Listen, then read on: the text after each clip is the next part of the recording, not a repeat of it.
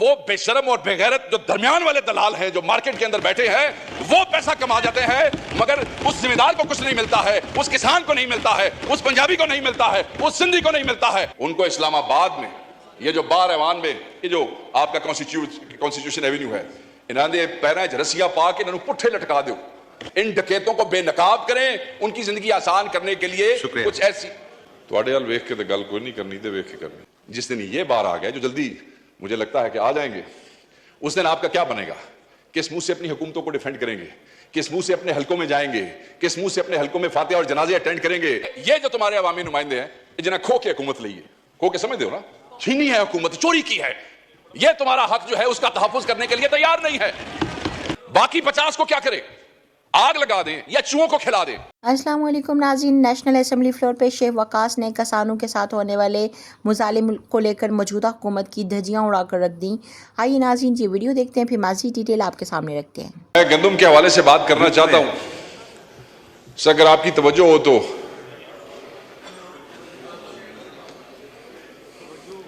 تواڈے ال ویکھ کے تے گل کوئی نہیں کرنی تے ویکھ کے کرنی۔ اور اس ایشو پہ جو میرے ملک کے کسانوں کے دل کے قریب ہے، اور آج ہمارا پنجاب کا کسان، سندھ کا کسان بڑی مشکل میں ہے، بڑی اذیت میں ہے، بڑا پریشان ہے، اور سب سے بڑا ظلم یہ ہے کہ اس کی اس پریشانی، اس کی اس اذیت ناک زندگی اور اس کے اس لمحے کے ذمہ دار وہ لوگ ہیں جو اپنے آپ کو عوام کے لیڈر کہتے ہیں۔ ان کے فیصلوں کی وجہ سے آج کسان اس اذیت کا شکار ہے،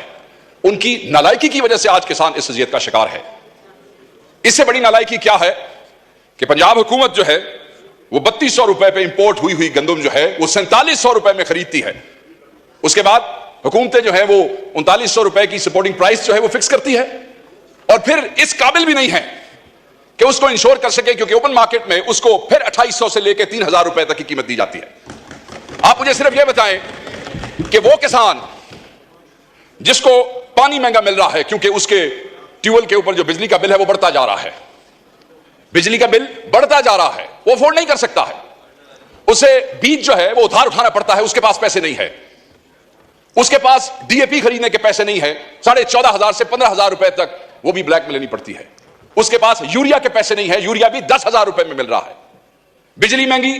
فیول مہنگا، یوریا مہنگا، ڈی اے پی مہنگا، اور اس کے بعد ہم یہ سمجھتے ہیں کہ کیونکہ ہم سپورٹنگ پرائس 3900 روپے رکھ دیں گے اور کسان جو ہے وہ خوشحال ہو جائے گا اور پیسے کمائے گا، جو اس کی لاگت ہے کسان کی اس گندم کے اوپر، وہ اس لاگت سے بھی 47% کم کی آپ نے سپورٹنگ پرائس بھی رکھی ہے۔ آپ یہ دیکھ لیں یہاں پہ، اور جو آگے تقسیم پنجاب کے اندر ہو رہی ہے وہ ایکڑ پہ 6 بوریاں ہیں، اور 6 ایکڑ سے اوپر کی اجازت نہیں ہے، 36 بوریاں، یعنی کہ 6 ایکڑ سے آگے 36 بوریوں سے آگے حساب کتاب نہیں ہے، اور اس کا بھی کوئی کھاتا کوئی نہیں چل رہا ہے۔ مجھے تکلیف اس بات کی ہے کہ اس ایوان میں بیٹھے ہوئے زیادہ تر لوگ ذمہ دار ہیں، زیادہ تر لوگ کاشتکار ہیں، کوئی چھوٹا ہے، کوئی بڑا ذمہ دار ہے، اور اگر خود ذمہ دار نہیں ہیں تو ذمہ داروں کے ووٹوں سے الیکٹ ہو کے یہاں پہ آئے بیٹھے ہیں، مگر آپ نے جیسے کہا کہ ایک پارٹی کی طرف سے آپ نے ان کو جوش دلایا کہ بھائی بولو، تسی بھی بولو، تہاڈا بھی صوبہ ہے، تہاڈی حکومت ہے، تساں بھی گل کرو، آپ کو بتانا پڑا ہے، دل نہیں کرتا ہے۔ obviously جب عوام کے اور کسان کی گردن کے اوپر چھری پھیرو گے تو کیسے ڈیفینڈ کرو گے اپنی حکومت کو؟ جب کسان کو حلال کرو گے تو کس منہ سے ڈیفینڈ کرو گے اپنی حکومت کو؟ اس لیے تکلیف ہوتی ہے۔ اور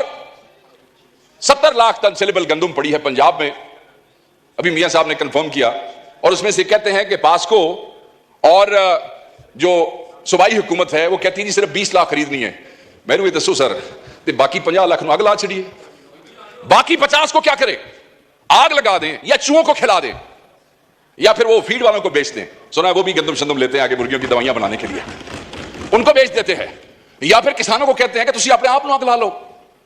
کیونکہ یہ جو تمہارے عوامی نمائندے ہیں جنہیں کھو کے حکومت لی ہے، کھو کے سمجھ دے ہو نا، چھینی ہے حکومت، چوری کی ہے، یہ تمہارا حق جو ہے اس کا تحفظ کرنے کے لیے تیار نہیں ہے، اس کو زندہ رکھنے کے لیے، ان کو جو ہے ان کی روح ان کے اندر رکھنے کے لیے ہم جو ہے وہ بے بس ہے۔ obviously ہمارے بھائی وہاں سے کوئی جواب بھی دیں گے، سرکاری جواب آئے گا، ایسے ہوا ویسے ہوا، ہمارے پہ بھی کوئی گلفشانی کریں گے، ٹھیک ہے، مگر اس سے کیا کسان کی زندگی جو ہے وہ آسان ہو جائے گی؟ نہیں، آسان نہیں ہوگی۔ پھر ظلم آپ دیکھیں سر، بھائی بمپر کراپ ہے، آلریڈی آپ کے کافرز جو ہیں وہ بھرے پڑے ہیں گندم سے، ٹھیک ہے جی، اور آپ امپورٹ کر رہے ہیں۔ ہم تو صرف اپنے بھائیوں سے یہ پوچھنا چاہیں گے کہ اس حکیم لقمان کا نام بتا دیجئے